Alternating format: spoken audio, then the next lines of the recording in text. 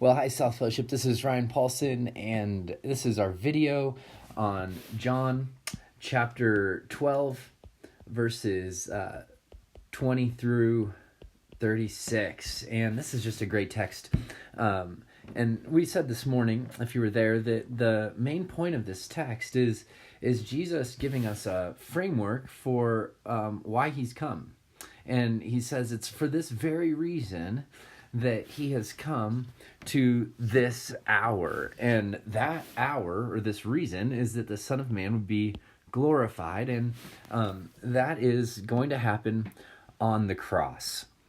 And one of the things that I want to talk about today, as we have a few minutes here looking at this passage, is I'm going to call it Rabbi Jesus. It's one of the ways of reading the text that tries to get us into the mode of hearing it how a first century reader would have read it. So this is Rabbi Jesus teaching people. And let me show you a little bit about what he's going to do.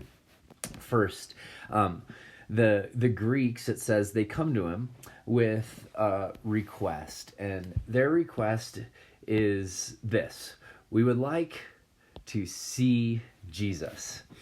And Jesus isn't all that interested in just being seen. He's going to push on them, and he's going to say, listen, I know that you want to see me, but I want you ultimately to follow me. See, seeing is a step one, but following is a whole new thing. So here's what sort of Rabbi Jesus is doing. He's moving them from seeing to following.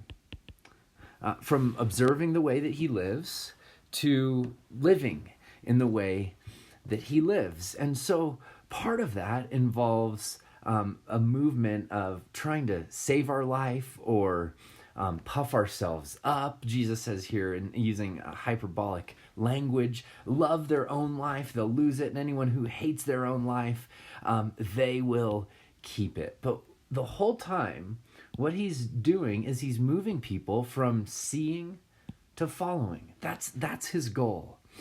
And like a brilliant rabbi, he uses illustrations from the world all around them. He uses an illustration of a kernel of wheat that has to die in order for life to sprout back up.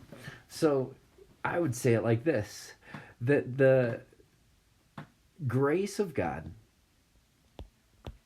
is sown into creation itself. That Jesus is pulling on pictures from the world around us, like a great rabbi would, teaching us how to live. So part of seeing Jesus in this text and seeing him as a teacher, as a rabbi, is a movement from reading the text as static and just purely information to how is Jesus, as a brilliant rabbi, teaching us how to live? How's he teaching us a new way to find life, and life abundant and full? Let me show you the next time that this happens. So there's a whole great teaching, and if you didn't listen to the message yet, I would encourage you to do that. But Jesus redefines judgment. Okay, he says judgment is two things. One, it's the prince of the world being, and that's the Satan, being driven out. Okay, that's evil is evicted, and it says, when I'm lifted up from the earth, I will draw all people to myself. That's number two. So evil is evicted. People are drawn in. That's judgment. The judgment of God. And it's really clear here. But here, look at what Jesus does. It says, then you're going to have, Jesus says, verse 35, you're going to have the light, speaking of himself, the light, just a little while longer.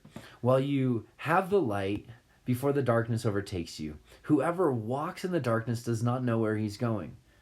Believe the light. So he's talking about himself here.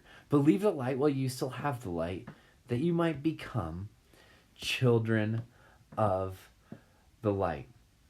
So one of the things that Jesus is doing is he's inviting us certainly to see and move that from seeing to following, but he's also moving us from believing